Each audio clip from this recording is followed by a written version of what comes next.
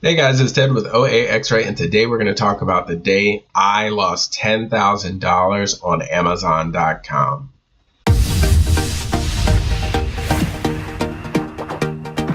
So if you've ever sold on Amazon.com, you know some days are awesome, you make a lot of money, everything goes great. And you know, sometimes you lose some money, you're selling off a product that you bought. It was just a horrible deal, you paid too much for it. Or maybe you get restricted in a brand and you know you're going to lose some money.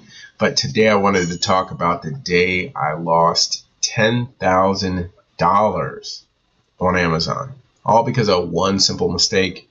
And I don't know that it would be easy for you to make today because Amazon does have some safeguards in place to make it a little bit easier for this not to happen.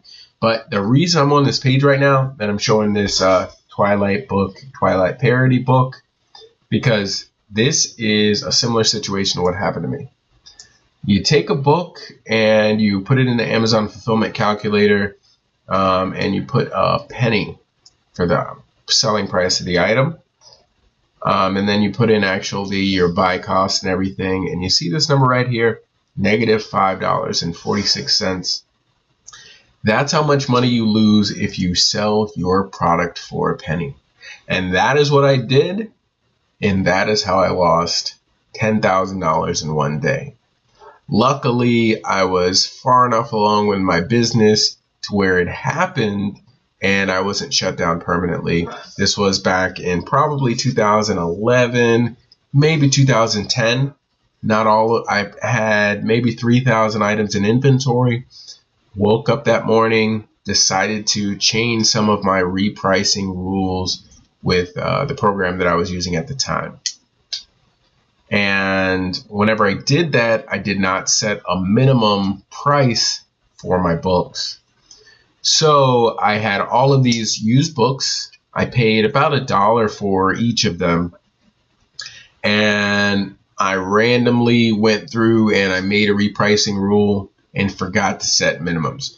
Back in 2011, Amazon did not shut off listings automatically when they thought you had a pricing error.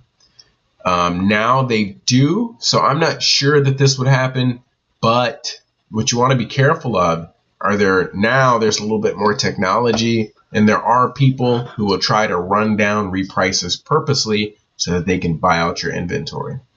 So what exactly happened was, whenever I set the repricer in the morning, I knew that I was going to get a spike of sales. I always do whenever I lower a bunch of prices at once, so I was super excited.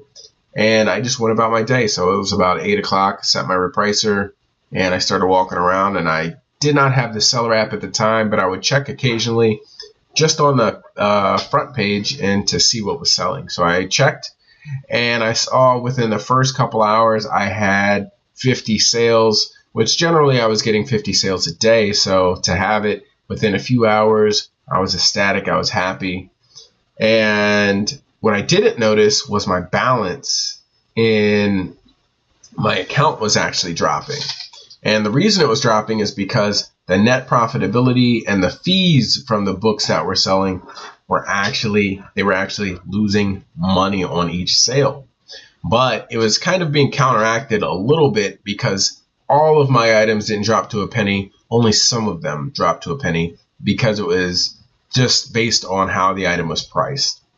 So I would get a sale and I'd lose $5, and I might get another sale and I'd make $5. So I really didn't notice that the pricing was an error until later in the day. And as hours go by, eventually I look and I'm like, my balance just doesn't seem right. There's got to be something wrong. And you have that time where everything is pending, so you're not really sure. It doesn't reflect on your balance right away anyways. So as items started to ship and the balance started to reflect and my balance started to drop some, that is when I went into scramble mode. I saw that about 10% of my inventory, for whatever reason, I did something wrong with the repricer. It actually dropped the prices down to a penny, and I had no fail-safe, no minimum price built into the repricer. So that was 100% my fault, not the repricer's fault. I screwed up when I did it. So everybody needs to be aware of this. So I had 167 orders that day. Many of them had multiple items ordered in them. So what I was able to do was I was able to go back, look for who ordered the largest amount of items. So one guy ordered 8 books from me. They essentially went through my store, found all the penny books, and just bought what they could. So I went through and I found the largest order of penny books, and then I just tried to cancel those orders. I called and I emailed tech support, and I canceled as many orders as I could. The good thing is I had perfect metrics up to this point. I had never canceled an order before. Everything was Amazon fulfilled, so orders never got canceled and they were never late.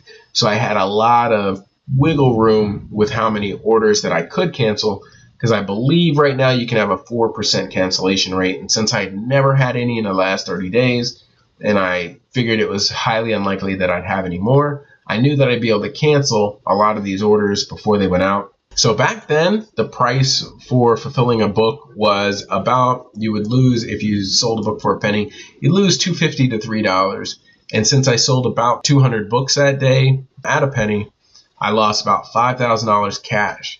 The other $5,000 that I lost comes from what the book should have sold for. So some people got brand new or like new textbooks for a penny that should have been going to $80 to $100. And that is how I get to my value of $10,000 that I lost in a day. So whenever you're doing your repricer, take the extra time to set your minimum price threshold so that you never sell under that price. Sometimes it will be based on your cost. Sometimes it will be just a minimum price. My minimum price for books just makes sure that I at least make some money on the book. I believe, depending on the weight, that's about $6 or so. Let's say $6.50. So make sure you have a minimum price set up. Make sure you double check all your settings. And Amazon does have a fail-safe, but I'm not sure how long that takes to kick in, how long before they actually disable the listing. So if someone were to try to go to your listing and use it to their advantage, use your repricer to their advantage, they might drop their item down to a penny, thinking that you're going to follow them in suit to a penny and then try to actually buy up your product for a penny. That's not what happened in this case. This case was 100% my fault, but I just wanted to let everybody know anyone can make a mistake, and this is one that cost me $10,000 and actually about 8 hours of time. Thank you guys very much. Have a great day and make some money using OAXRAY. Please like and subscribe, and if you have a question about Amazon, put a comment down below and I'll make a video about it as soon as I can.